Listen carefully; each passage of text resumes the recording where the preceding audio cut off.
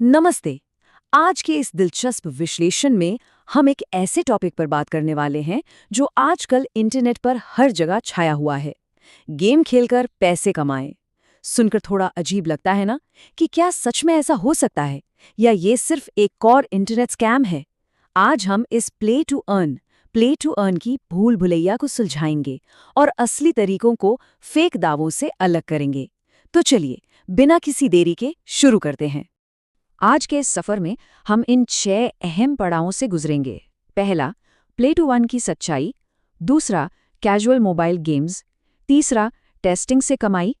चौथा, web 3 GameFi क्रांति। पांचवा, क्रिप्टो के लिए एआई ट्रेनिंग। और आखिर में, स्कैम और धोखे से कैसे बचें।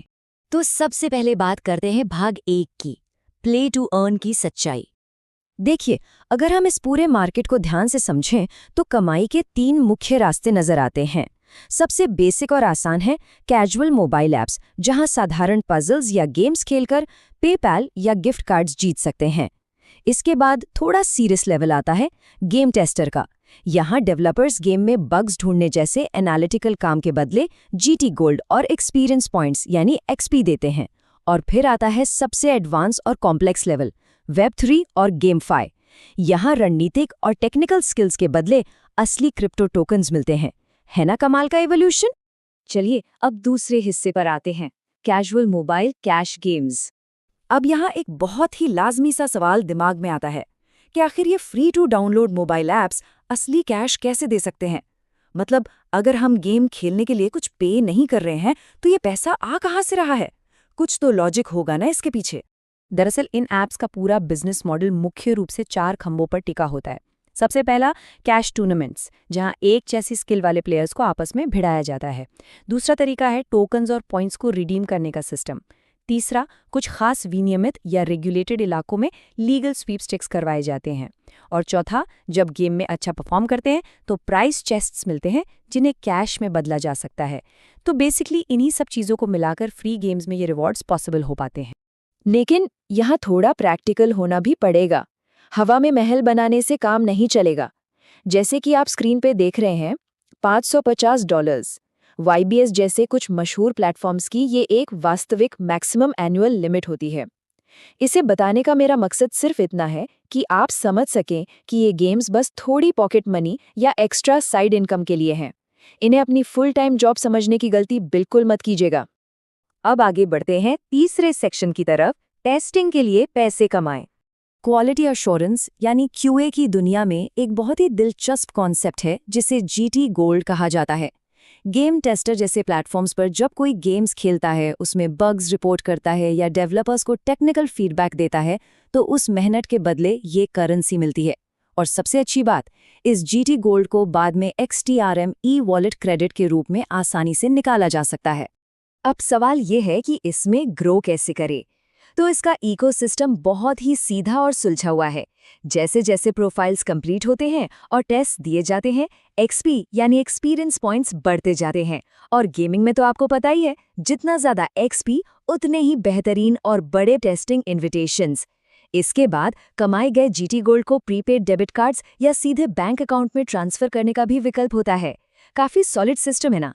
चलिए अब बात करते हैं चौथे और शायद सबसे एक्साइटिंग हिस्से की, वेब 3 गेमफाई क्रांति। ITUT की एक बहुत ही शानदार टेक्निकल रिपोर्ट है जिसके अनुसार उभरती हुई वेब टेक्नोलॉजीज खिलाड़ियों को इन गेम संपत्तियों का असली मालिकाना हक दे सकती हैं। ये एक ऐसी गेम इकोनॉमी बना सकती है जहां गेम आइटम की असल दुनिया में कोई वैल्यू हो। सोचकर देखिए, गेमफाई की पूरी फिलॉसफी इसी एक विचार पर टिकी है। जब गेम के अंदर की तलवार या किसी एसेट की असली पैसे के बराबर वैल्यू हो जाए तो गेमिंग का तो पूरा मतलब ही बदल जाता है। और यहीं पर ITUT जैसी बड़ी इंटरनेशनल संस्थाएं पिक्चर में आती हैं। ये बॉडीज इन नए डिसेंट्रलाइज्ड नेटवर्क्स के लिए एक भरोसेमंद डेटा इंफ्रास्ट्रक्चर बनाने में जुटी हुई हैं। क्योंकि सच कहें तो अगर डेटा प्राइवेसी और डिजिटल एसेट्स की सुरक्षित ट्रेडिंग नहीं होगी तो ये पूरी गेमफाई क्रांति ताश के पत्तों की तरह बिखर सकती है। इसमें ट्रस्ट फैक्टर सबसे ज्यादा जरूरी है। अब आते हैं हमारे 5वें और बहुत ही फ्यूचरिस्टिक टॉपिक पर, क्रिप्टो के लिए AI ट्रेनिंग। एआई अरीना जैसे इकोसिस्टम में कमाई का तरीका एकदम नेक्स्ट लेवल है। इसमें शुरुआत होती है एक चैंपियन एनएफटी हासिल करने से। इसके बाद गेम क्लाइंट में जाकर इमिटेशन लर्निंग के जरिए उस एआई को इंसानों की तरह लड़ना सिखाया जाता है, बिल्कुल जैसे एक कोच अपने प्लेयर को ट्रेन करता है। ट्रेनिंग पूरी होने के बाद वो एआई चैंपियन बैटल अरीना में उतरता है, जहां असली दाम लगता है, यानी एनआरएन टोकन्स स्टेक किए जाते हैं। अब रिवॉर्ड कैसे बनता है? क्रिप्टो रिवॉर्ड का डिस्ट्रीब्यूशन पूरी तरह से 3 चीज़ों पर डिपेंड करता है। पहला, एआई ने बैटल में कैसा परफॉर्म किया। दूसरा, कितने एनआरएन टोकन स्टेक किए गए हैं। और तीसरा, फाइटर की ईलो रेटिंग क्या है। एक कड़े मुकाबले के बाद बस इन्हीं तीनों फैक्टर्स के आधार पर तय होता है कि रिवॉर्ड पूल का कितना बड़ा हिस्सा मिलेगा। और इस एआई गेमिंग में एक और कमाल की चीज़ है, wave finder protocol. Parallel colony जैसे गेम्स इसी प्रोटोकॉल का इस्तेमाल करते हैं। आसान भाषा में समझें तो ये एक ऑन चेन मैप है जो एआई अवतार्स को पूरी आज़ादी देता है। मतलब ये एआई ब्लॉकचेन पर खुद ब खुद नेविगेट कर सकते हैं और ट्रेडिंग भी कर सकते हैं। इसका सीधा सा मतलब ये है कि हर वक्त स्क्रीन से चिपके रहकर गेम को मैन्युअली कंट्रोल करने की कोई ज़रूरत नहीं है। ये एआई अपने आप काम कर सकते हैं।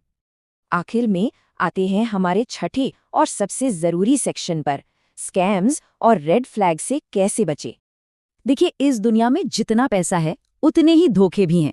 इसलिए सही प्लेटफॉर्म्स और स्कैम्स के बीच का फर्क समझना बहुत जरूरी है। जो असली गेम्स होते हैं वो हमेशा ग्रीन फ्लैग्स दिखाते हैं, जैसे क्लियर पे आउट ऑप्शंस, ट्रांसपेरेंट नियम, एक लॉजिकल विड्रॉल लिमिट और प्रैक्टिस मोड। इसके ठीक उलट जो स्कैम ऐप्स होते हैं वो आपको रातों रात अमीर बनाने की गारंटी देंगे, अनिवार्य एक्टिवेशन फीस मांगेंगे और विड्रॉल के लिए ऐसे टारगेट्स देंगे जिन्हें अचीव करना नामुमकिन होता है। यहाँ एक गोल्डन रूल हमेशा हमेशा याद रखना चाहिए। असली गेम्स में पैसे कमाने के लिए कभी अपनी जेब से पैसे नहीं देने पड़ते। अगर कोई ऐप प्राइस टियर को अनलॉक करने के लिए एडवांस डिपॉजिट मांग रहा है या फिर एड्स देखो और पैसे कमाओ के नाम पर घंटों तक कीमती पर्सनल डेटा माइन कर रहा है और बदले में बस चंद पैसे दे रहा है, तो ऐसी ऐप से तुरंत दूरी बना लेनी चाहिए। ये सिर्फ टाइम और डेटा दोनों की बर्बादी है। तो इन सब चीज़ों को देखकर एक बहुत ही गहरा सवाल उठता है। जैसे जैसे ये एआई एजेंट स्मार्ट होते जा रहे हैं और स्वतंत्र रूप से खुद गेम्स खेलकर क्रिप्टो कमाने लगे हैं, तो क्या भविष्य में प्ले टू अर्न इकोनॉमी से इंसानों की ज़रूरत ही खत्म हो जाएगी? क्या इंसान सिर्फ दर्शक बनकर रह जाएंगे? गेमिंग और कमाई का ये फ्यूचर किस तरफ करवट लेगा, ये सोचना सच में बहुत ही दिलचस्प है। खैर, आज के इस विश्लेषण में बस इतना ही। इस दिलचस्प विषय पर और चर्चा हम आगे करते रहेंगे। तब तक के लिए सावधानी से खेलते रहें और सीखते रहें।